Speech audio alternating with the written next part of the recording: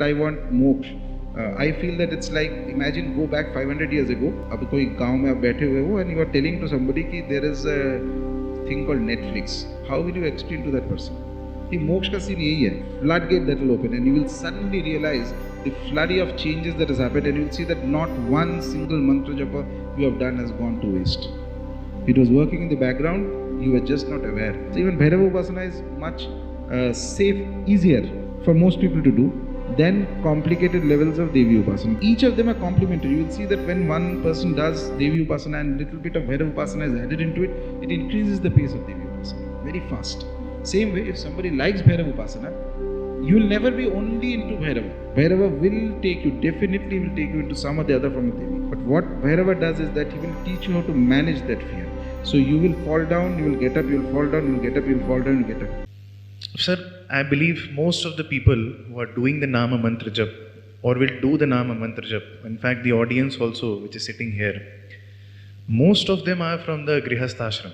They have their lives, their family lives to take care of, their material aspect of life to be taken care of, which is natural also. Artha is important in general in any aspect of life. It's rare that many of them will become sadhus or sannyasis. It's hard also, it's not destined also. But somebody, sir, who is willing to pursue this path of spirituality and go to the end, the essence of it, experiencing the essence of it, and is facing conflicts from his day-to-day life of hardships, maybe family, work, etc. How do you feel, sir, is the right way to keep a delicate balance between the spiritual and material aspect of the world? And just a follow-up question on that, sir. I believe, and as I see today around myself, many of the people are starting the jap or sadhana to gain a material aspect, to reach to a material stage, to have certain material wish fulfilled. How appropriate and sustainable it is for someone who is starting a sadhana as a beginner, just with the aim of fulfillment of a material aspect, how correct it is and how sustainable it is.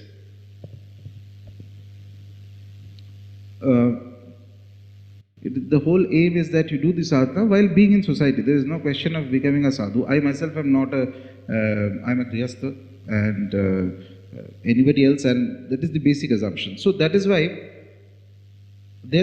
I do not see a possibility that by chanting this mantra somebody will become a sannyasi, unless it is destined for the individual. There may be 5% people, like you just now mentioned, ki jinke destiny mein hoga, they will become sadhus. For them it doesn't matter what japa they do, they'll end up becoming that only.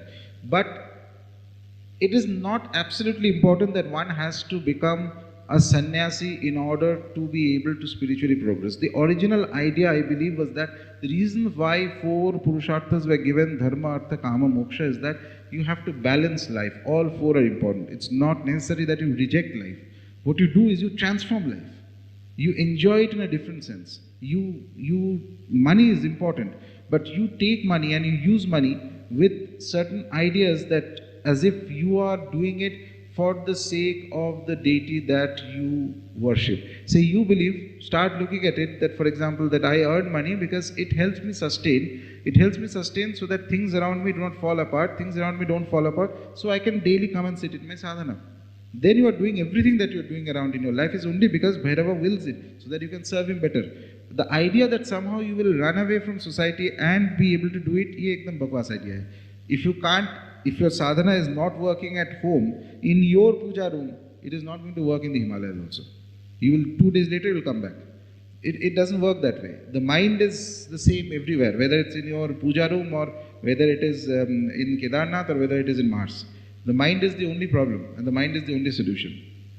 That is why the idea is not to destroy the mind. That is one path of spirituality, by the way. It's possible to completely finish the mind. The other is, as you keep doing sadhana, as you keep meditating and balance it with the material life. It should not be that, I am at a stage where where I have to do. It's not, I enjoy it also. It's not a complaint that why I have to do. I completely enjoy it. I sit for 5 to 6 hours of sadhana almost daily, even when I'm traveling. There's a one specific suitcase full of deities and yantras and other things I have to bring because unke seva cannot stop for any reason whatsoever. and also some deities who are at home, and my family members, they know how to do seva of the day. Minimum seva has to be done. But it is not necessary that everybody has to do that. So first thing is that you see what is your lifestyle, you see what is a normal, average, healthy, dharmic lifestyle. Because there is sanction in the Shastras. You have to live this way, you have to go to office, you have to get married, you have to have children, you have to, some days on weekends you have to go out. All that is fine. In spite of that, say 30 minutes, you take out time every day, 30 minutes you do the japa. Do not do something very elaborate at the initial beginning point. Remember that this is a marathon. So it is not about day one I start 8 hours of japa and then 8 months and don't do anything, nothing is going to happen. Even if you do 10 minutes of japa, if you continue without break for 1000 days, your first test is 1000 days, without break. Then you will start seeing transformations beginning. And mind you, this is only the test to enter into the nursery stage of sadhana, 1000 days. Once you take it to 5 years, once you take it to 12 years, then you are steady. Then you are not, that is like, then to wapas jaane ka sawal hi nahi hota. You are in the rightly, the deities will start taking notice of you. Consistency, discipline, patience, 3 things. Take only that amount of sadhana that you can do without causing too much of disturbance to your environment. Aisa nahi ki pura, you fight with everybody in the house and tomorrow you start doing 8-10 hours of sadhana ki bahut bada sant sadhu ban gaye. Nahi. Do it in a relaxed manner, do it little bit, what you can comfortably do, but carry on doing this for a few years. It is enough to cause changes, transformations. Many factors are there. Grahas are there, this are there. Once they change, you will automatically be able to do more. And it is not just about sitting, eventually as you keep doing deeper sadhanas, you will realize that there is a certain state that comes inside during the japa meditation. It will last initially for a few seconds, not even few seconds, fraction, maybe 1 second, 2 seconds. But that will be so transformative that throughout the day, then after that you are going to office, you are meeting friends, or you are sitting in some meeting or whatever, that will keep pulling you. And somewhere in the mind you will feel that I need to experience it again. And then again next day you will sit for the japa and looking for that. Say even if you are doing 30 minutes of japa, that 1 minute of a very peculiar transcendental experience that will come. Slowly over years, if you continue doing that, that 1 minute will expand. As the tattva inside you changes, nature will make arrangements around you for you to be able to sustain your sadhana. You don't need to fight too much. This is what I believe. So, depending on what circumstances you are, you choose that type of sadhana which is possible, which is doable, and which you can sustain for years. And have patience. There is, at the end of the day, even if you have all the ingredients and if you're the cooking is right on the stove, there is still some time that is required. Kahin Mahakal has to step in until he decrees ki sadhana abhi aage badhne wala hai ki nahi hai, and that is where patience is very, very important. Any man who has mastered this, he will definitely become a Siddha Purush. Kis janam mein hoga pata nahi, lekin ho to jayega. Patience is very important. Do not rush too much, but do something that is sustainable. And there is no idea of, if it's in somebody's destiny to become a sannyasi, very good. But it does not conflict with other things. In fact, you will see that it is going to boost your other matters. And the other part of the question I forgot, which is that if somebody enters into it for material aspects, I feel that it's perfectly fine. Initial stage mein to moksha kya hai pata hi nahi hai. When we say that I want moksha, I feel that it's like, imagine go back 500 years ago in India. You are sitting in a village, you're transported in time machine back 500 years ago. अब कोई गांव में आप बैठे हुए हो and you are telling to somebody कि there is a thing called Netflix. How will you explain to that person? ये मोक्ष का सीन यही है. It's just a word. You are so far off from it that you have no conception of it in your head. By you, I mean myself as well, by the way. Please count everybody in. Where I say you, me, everybody. So because you have no conception, you will never reach. That which you can't imagine. Sadhana is a process of becoming. You become what you worship. To worship something, you have to have a real conception of it in your mind, in your heart. You have no conception of what is a moksha. It's just one technical term you have. Okay, I will not come back from again rebirth. कहाँ जा रहे हो? क्या हो रहा है? किसी को पता नहीं details. Because you have not experienced it. You have not even come close to experiencing it. Experience to it's later on. So it is perfectly all right as long as there is a healthy material desire. the idea is, I have seen that in many people, they start off with some material idea and eventually the process grips them. It becomes a part of their life. It becomes like, I need to do the japa even if now the material aspect is not working. And that's why I was saying in that, while speaking, that the basic graph of sadhana works this way. First it will go this. So you are doing sadhana, many magical things are happening, mera promotion ho gaya, ye ho gaya, Baba is so kind, fantastic, fantastic. Fataks, everything stops. That is where you will see that whether you succeed or how much patience you have. You keep doing, and that, by the way, nothing is stopping. As you keep doing the sadhana, it is working in your subconscious mind. Your conscious mind does not even acknowledge, much less understand what is happening in the subconscious.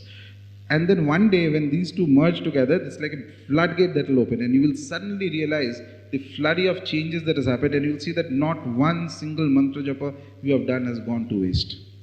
It was working in the background, you were just not aware. Your conscious mind does not have the capacity to penetrate into your own subconscious and see what changes it is happening. And the day these two get linked, then the world will fall at your feet. That's how it works. Thank you, sir, for the beautiful explanation. I believe, sir, and please correct me if I am wrong, at many instances we believe that the Grihastha ashram is easy and the sannyas ashram is difficult in many ways. But at a certain point, and especially when the Grihasth peaks, suppose say at the time when you have achieved substantially in your career, you have become flat, the graph has become flat in your career line. You see your kids, they are becoming adults, they need to be settled in their lives. You see your aging parents in front of you whose need have to be taken care of, and at the same time, the financial needs which know no stop. That time when that delicate balance is required, perhaps I believe Grihastha can be even more difficult than Sannyas ashram. One of the aspects, sir, which you just touched upon, is that Bhairav Baba loves Shakti Upasana. And it is true in Tantra Shastra also. In fact, when we recite the Kaali Bhairav Chalisa, we always come across the first few lines which mentions Jaiti Jaiti Kaali ke Lala Jai Jai Jai Kashi Kotwala. So he's worshipped as the son of Ma Kaali, and Ma Kaali becomes the mother there. So for someone who is willing to pursue both his Shakti and Bhairav Upasana together, what things he should be conscious about from first day, and how the whole idea is about worshipping both Bhairav and Shakti together. And always there will be some inclination towards one. Either it will be Shakti or Bhairav. There will be slightly higher inclination towards one. So when the situation is like this, how should we maintain a balance and a reciprocal relation with the other Devata? If you are worshipping Bhairav, we are having more for him, he is our Ishta. How we should look at Ma Shakti? Although both are not too different, both are one. But when we are worshipping them together, what kind of things we should keep in mind when we are starting with the initial stages of worshipping both Bhairav and Shakti, that this powerhouse of energy which forms as a result does not become a disaster for us? Firstly, I personally believe that there is no way that sadhana can bring about a disaster in an individual. If it does, then the disaster ऐसे ही होने वाला था. Sadhana is just फालतू का blame दिया जा रहा है. But so my point is that if you are doing general Shakti Upasana is a more complicated topic in my opinion. Bhairav Baba it's kind of easier to connect to Bhairava. It's my experience. If you do the Nama Japa of Bhairav Baba over time, it creates, as I mentioned, that you will have certain kinds of strength, inner strength and a fearlessness comes into the Upasaka. Once it comes, then it steadies your path. You feel gladdened about it. But eventually, if somebody is doing Bhairav Upasana, somewhere or the other Shakti Upasana will make its entrance. There is no doubt about it. Among the Shakti Upasanas that connect to Bhairava, it's also important to understand that when a lot of people will be worshipping, say whether you do Batuka Bhairava Upasana or Kala Bhairava Upasana, these are the primary two forms, not going to the Ashta Bhairava or the There are 64 Bhairavas also for the divisions. So these two forms, Bhairava Upasana automatically, specifically for Vatuk Bhairava for example, let's see that Vatuka is one form of Bhairava who sort of literally holds the keys to the inner sanctums of Lalita Mahatripura Sundari. Without his blessing and without the blessing of Mahaganapati, you will know all the mantras and processes, but you will not have the experience. He knows how to navigate that path and reach to a stage where there is a direct Anubhuti of Lalita Tripura Sundari, and that's very, very subtle, very, very complicated also, because it's very subtle. Same way for Kaal Bhairava, if you keep worshipping Kaal Bhairava, his natural affinity of Kaal Bhairava is to take a person towards the worship of Kaali, Ma Kaali or Ma Durga. Natural affinity. And in some cases it could be variations of these two primary Shaktis. Now, balancing, I believe, there is no harm in worshipping a little bit of, as if you have spent few years doing Bhairava Upasana. So what happens is that if you have to worship another deity, there is a minimum count of the Bhairava Japa that will still continue. Along with that, you can do Shakti Upasana as per your, your tendencies or as per directions of your Guru. Or if you are not aware of what to do, then the best option in my opinion is to do the 32 names of Ma Durga, which is something that is from the Shastras, it is kept open for anybody to do. It's you don't need a special permission for anybody to do that. Or even the Kamakhya Stotra, that is very beautiful if you keep doing that. So they bring certain amount of blessings, anugraha of the Devata into your life, and these are complementary, by the way. It is perfectly alright to have a greater affinity for one of the two. It's no harm in that. It's absolutely alright, and there is it doesn't work in the sense that the deities suffer from a sense of conflict. Any conflict is only in our own minds. It's not there.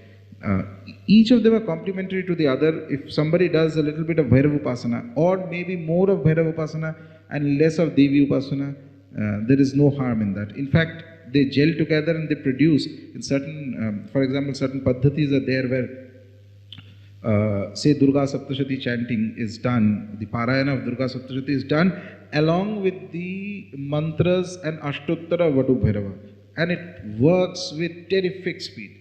Terrific. I mean, triple the amount of speed. But mind you, I'm just saying it as an example. I do not mean that you start doing this from tomorrow. If you do it at your own risk. Because there are, Durga Saptashati is an amazing text. Very, very powerful and very beautiful. There's no doubt. But also it requires certain, best to take some guidance from somebody before you plunge into it. Same way, Bhairava Sadhana can accelerate any of the Mahavidya sadhanas. And that includes even the obscure or the rare Mahavidyas, like say Chinnamasta or Ma Baglamukhi. All that sadhanas will enhance very quickly for an Upasaka if he does Bhairava Sadhana. However, to do a Mahavidya sadhana, you will need some guidance or even Diksha that is there. So Devi Upasana is more complicated. In my view, Shiva Upasana is slightly easier.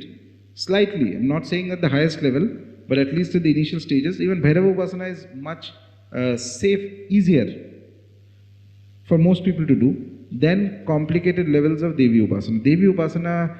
Devi Upasana is not, so Shiva is like a transcendental consciousness. So you step out of everything and you focus on one. Whereas Devi Upasana, what it does to your mind is that it expands your mind horizontally. So as, for example, in Tantra Sadhana, as you go into higher Dikshas, Krama Diksha and all, and go into higher Dikshas, so your volume of beings that you will have to worship will increase.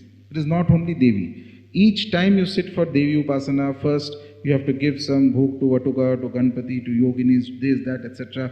There will be Matrikas. There are complicated pujas where 8 to 9 patras have to be set for. So Devi is not alone, never alone. She is not going to come alone, she will come with full regiment. And you have to know how to appease them also at the higher levels. But simple way Devi Upasana is, as I mentioned, you can do the Ma Durga stutis, especially the 32 names of Ma Durga, very beautiful, very effective. You can do the Kamakya Stotram or even the Adya Stotra of Ma Kaali. These are absolutely safe to do, by the way. And that balance between how much to do which, either somebody guides you or you yourself develop a balance. Each of them are complementary. You will see that when one person does Devi Upasana and little bit of Bhairav Upasana is added into it, it increases the pace of Devi Upasana very fast. Same way, if somebody likes Bhairav Upasana, you will never be only into Bhairava. Bhairava will take you, definitely will take you into some or the other form of Devi Sadhana. It is the way these things work. They are not very separate. People I've seen around, if you've been a Shiva Bhakta, Bhairav is going to enter your life at some or the other stage. For some, it happens quickly, for some, it happens later. For some, it might never happen, but certainly, if you've been to Shiva Upasana, Shiva Bhakti, the essence of protection of Bhairav will always be there. There will be an invisible hand, because he is the Rakshak of all the Shiva Bhaktas.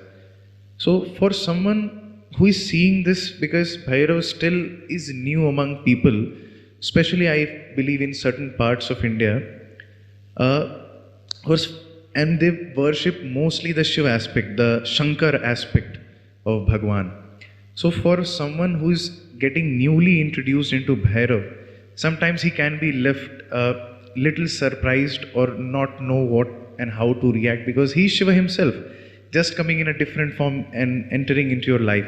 I wanted to understand from you, sir, because he does come earlier or later. Is it our karmic debt? Is it our relation with the Devata in the previous birth which determines when he's going to come? Yes, definitely. There is absolutely no doubt about that. There is a certain degree of karmic debt with the Devatas that are there. And a very competent analysis of the grahas at birth can also give you an indication that who is suitable for Bhairav Upasana, who will go how far in Bhairav Upasana, like that. So these things, anything that, whatever the grahas indicate, are only things which are repercussions of activities that were performed in past, Purva Janma. So and that could be positive or negative, does not matter. So same way, some Devata karma has been done in the past that causes one to be born with certain kind of configurations that make an individual take to Bhairav Upasana easier than others. That's one thing. And the other is, sometimes the Devata may suddenly decide to become more active in the earth plane. And when that happens, then regardless of the horoscope, lot of people will start seeing some of the other, not fully, but at least a proportional amount of effect and impact of Bhairav Sadhana in their lives, and automatically that is going to pull them together. And that is precisely how this Bhairava Namajapa is spreading actually, because he is very active in this plane at this time. And that is why even anybody who starts with the simple Namajapa of Bhairava gets hooked onto it, and on their own they keep doing it for months and years. I mean, if it was for 5 days, 10 days, 11 days, I could understand. If you carry on for 6 months to 1 year, then definitely there is some contact you are making. Something is happening inside. That is why, the Upasaka carries on the japa. So Bhairav definitely comes both in Shiva and Shakti Upasana also. Shakti Upasana also without Bhairav is very tough to do.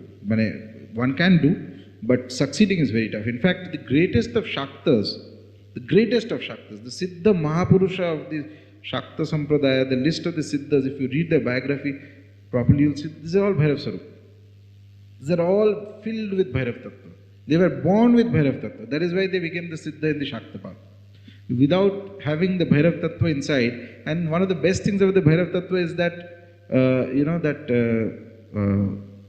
the ability to carry on regardless of the obstacles. It is not that you will succeed all the time. It is not that you will not feel fear. So he makes you fearless, but nobody is going to be 100% fearless. Then you will not be alive in this plane. That you have a physical body, that you have experienced deaths in many lifetimes, that memory is stored somewhere in the subconscious. So some amount of fear will be there. But what Bhairava does is that he will teach you how to manage that fear. So you will fall down, you will get up, you will fall down, you will get up, you will fall down, you will get up. Like this you will keep carrying, until one day suddenly you realize that you have succeeded. This is very typical of what Bhairava does to the Upasaka. And this attitude is extremely potent, extremely important in going into the higher stage of Shakti Upasana. In one day, Shakti Upasana success or highest success is very tough because her tests are brutal, to be honest. When she takes a person to the higher stages, she will test you to the last DNA before you actually go to the highest of the realms. And that is where the Tattva of Bhairava helps. In fact, some of the rare Devi Upasana, Devi Vigrahas, by the way, which is not ordinary worship.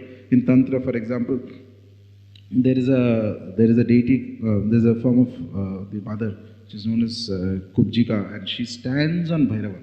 There is a Navatman Bhairava on which she is standing. Her worship used to happen, at one point, her worship was there in Kamakhya also. Then the Paddhatis changed. So the deity in Kamakhya was also at one point identified with Kubjika. Kubjika is the hunchbacked goddess. She was considered as the queen of the Paschimamnaya. Amnaya is one form of the tantric path. So the idea was, coming back to the point, when if you do a Google, you will see that there is the Devi, and right below that there is Bhairava, and Bhairava is carrying her in her arms, which is basically an indication to the Upasaka that until you attain the Bhairava Tattva, you can't experience what this deity is. Bhairava is that integral. He is the one who has decided to come down into this plane. He is the divine in the physical plane, in this plane where everything is dark, everything is ignorant. Darkness is because of the ignorance. He is the one who can but he is divine. So he can change you. He can change you and he can give you the capacity and the strength that is needed to go higher up. Whether one goes to Shiva as the final deity or whether one goes to Shakti as the final deity, that comes secondary. Whether the Ishvara Tattva takes precedence or the Ishvari Tattva takes precedence in Upasaka will come a little later. But initially, the formative stages, the Adhara, that is where Bhairava does a fantastic, it is his blessing that he creates the Adhara in any Upasaka. Thank you, sir, for addressing that important question. One point you mentioned during the course of explanation was that Bhairava loves Shakti Upasana. I believe, sir, in terms of sadhana or upasana or puja, if you've continued for a certain span of time, then almost all deities have some keen affiliation towards the other Devata, which you might experience sooner or later during the course of your sadhana. For example, if you have done Shiva Puja or Shiva Upasana for a long time, it may be natural that you will get some kind of inspiration from Bhagwan Ram coming your way, or vice versa. Similarly, it can happen for Ma Shakti also. If you've been a Shiva Upasak, Ma Shakti can very slowly come into your life and take over that role. But for a sadhak, for a sincere sadhak who has worshipped that particular swarup, that particular form of Devata for a longer duration, it becomes a situation of great dilemma for him to shift his affiliation towards the Devata. He has many questions. Even if the calling is very strong, still he'll have questions and stagnation whether he should switch to the other Devata, towards the other Devata or Devi's Upasana, or continue with the mark which he has already been pursuing for a longer time.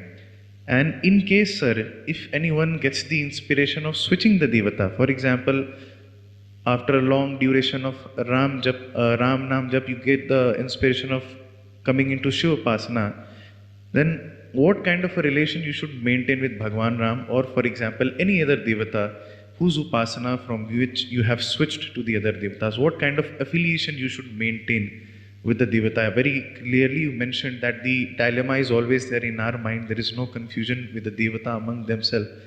But this situation when somebody is changing the Devata who he or she has worshipped for years and years, so how he or she should tackle this kind of a dilemma situation, sir?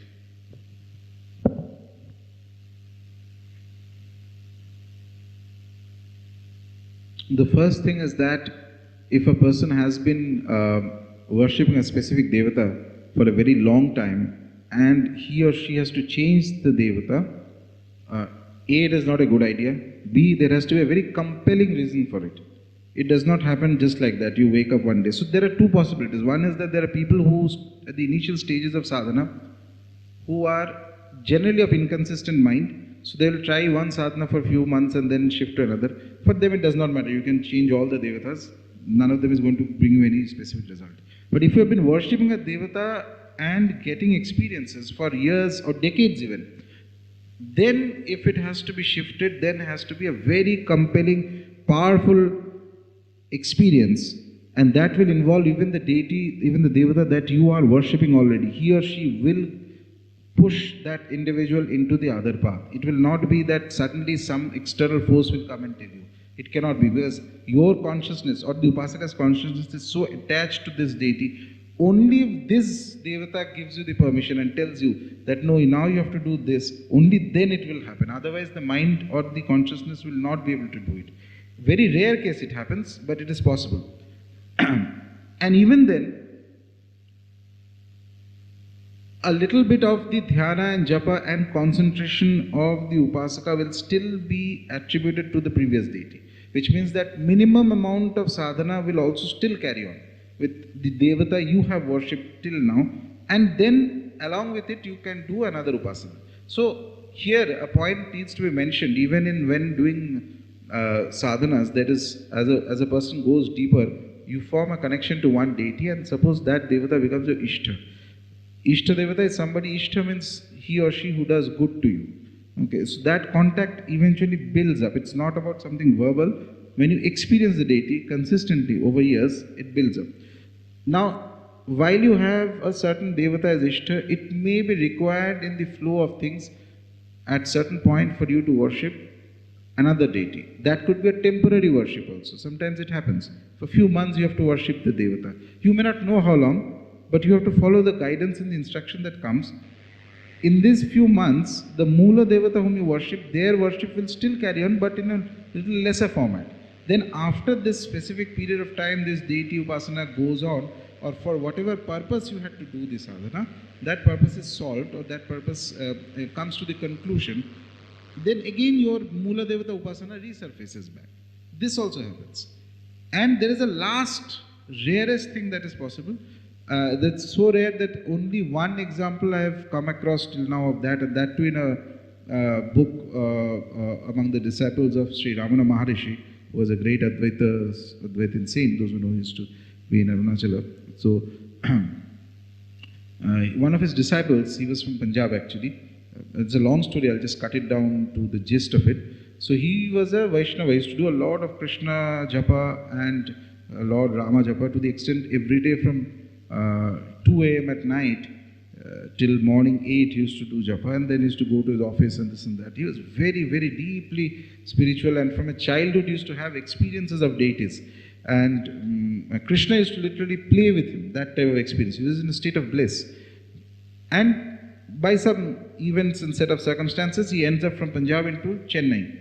And from Chennai he goes and visits Ramana Maharishi, and is completely unimpressed by Ramana, because Ramana is a typical Advaitin. He is sitting down quietly and is not, and he asks him a very funny question, by the way. During a conversation he tells Sri Ramana Maharishi that I worship Krishna, and little bit with some amount of pride also, because he is not an ordinary upasaka. He says that when I call him, he comes and we play together. It's so blissful.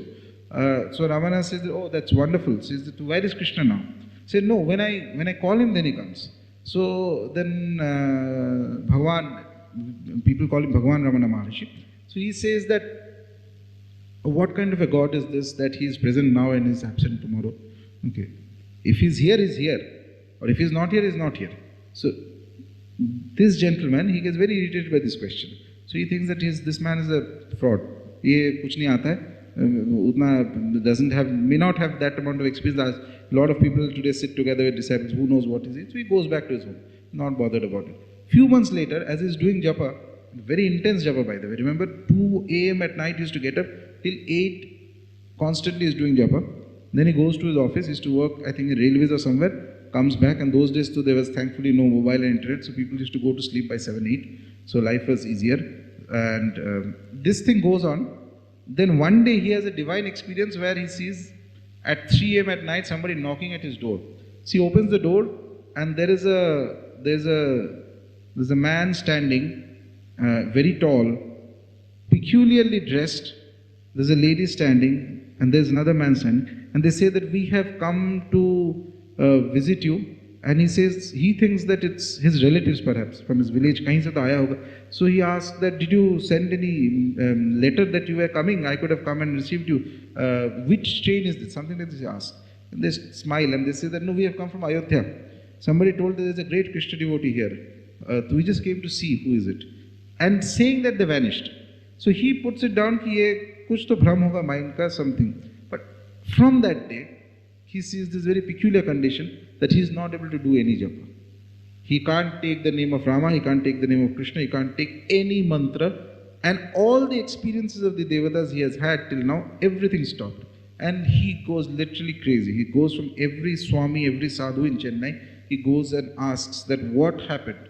Why have my experiences stopped? Somebody told him, kuch hoga black magic vagara tumhare upar kiya gaya, who knows what is it? So he is out of his mind, he doesn't know what to do. Suddenly the thought comes to him that there is that madman who stays in Tiruvannamalai who had asked that funny question. Maybe he knows. So as a last resort he goes there and to ask him. And Ramana is sitting wearing his cope in his, sitting in the Arunachala, and looks at him and says that, so just one question he asked, how did you come to this ashram? He said that, why, I took a train from Chennai, and once I got down to the station I took a bullock cart, and the bullock cart brought me here. So then Ramana asks him that, so where is the bullock cart now? So he just left. So then Ramana says that your mantras are the bullock cart. They have brought you here, their job is done, they have left. And then he does something and he enters into the state of Nirvikalpa Samadhi, that gentleman. And he realizes the Brahman. That is a very rare state. Very, very, very one in millions. If that ever happens to an individual, then all your, whatever you have worshipped, not worshipped, everything will go into a different thing altogether. But I'm just mentioning this for the sake of completeness of the answer. This is unlikely to happen to anybody, but this is also possible. One of the common phrases during the course of this conversation which we have come across is experience, realization. In fact, the theme also of the program happens to be Devata Anubhuti. Sir, in my personal opinion, and to a lot of people who I speak to, once they start with their course of sadhana, or the journey of sadhana, they get a lot of experiences in the form of dreams. Some call it sixth senses. What you're thinking right now is happening tomorrow. It becomes true tomorrow. Also, what I've realized, sir, that these experiences over a period of time take over the importance of sadhana itself. The people are more inclined and concentrated towards the experiences that they are having rather than on the process and paddhati of the sadhana that has to be followed. How should one balance, how should one look at these experiences as they are coming their way? I had a priest, sir, in our temple. He had happened to be our relative also. So he very metaphorically once told me that when you're doing sadhana, then the sadhana that you're doing is your partner, is your wife. The experiences that you are getting out of the sadhana is like your daughter. And when you are sharing these experiences with someone, it's like you're sharing the daughter with them. Very metaphorical, harsh words. So the point I was making this, how appropriate in fact it is to share your own experiences with the other people. If you can, sir, throw light on this. This is again more, I feel that it's a complicated question because it's not a simple yes or no. So first thing is that yes, when you have an experience initially, it is good not to share it. But you must have the understanding of the experience. That is also important. So if you have the capacity to understand, if you don't, then you share it with your guru. Your guru is capable, he or she will guide you and tell you what it means. This is one approach. If you have a guru who can guide you, if you don't have a guru, then don't ruminate on the experience. Enjoy the experience, don't get attached to it, and if it is meant to cause something, then let it unfold on its own.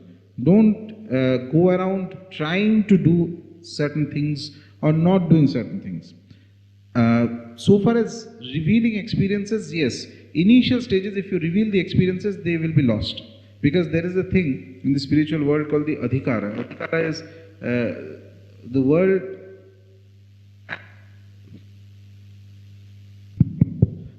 the word act spiritual is not a democracy.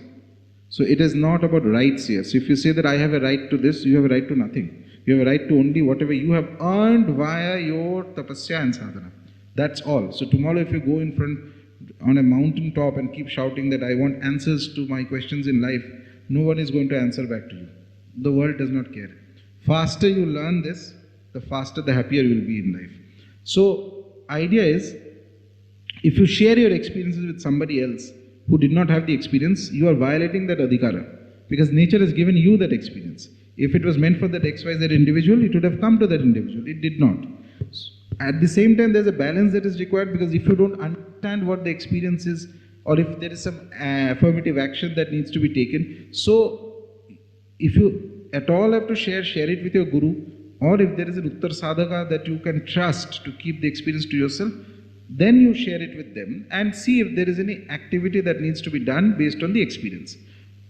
This is point number one. Second point is that after a certain number of years pass by and the nature of that experience has already been realized into the physical plane, into your life, and well absorbed into your system, and that could be many years, by the way, it could be 5, 10, 15, 20, depends.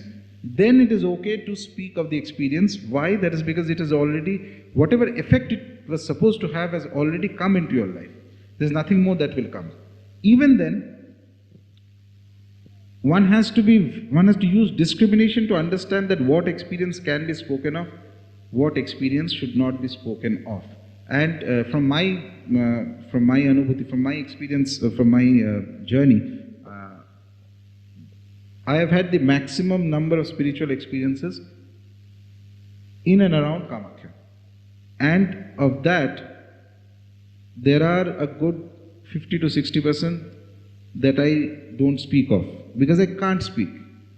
And I can't speak even to the best of my friends or anybody. The moment, and it will happen to anybody, if you have, the intensity of the experience will be so tremendous that the moment you try to speak, it will, something or the other it will come into you, into your soul, that no, stop. There are things that cannot be spoken of. There are some you can speak, which has been absorbed into your life, but the things you cannot speak, not until nature. And nature is your Devata. Whoever you are worshipping is nature. He or she becomes everything. He or she allows you to speak. Or if you have a good guru under whom you are doing sadhana, then the guru can guide you what experiences to speak, what not to speak. So general thumb rule is, it is better not to speak at the initial stages.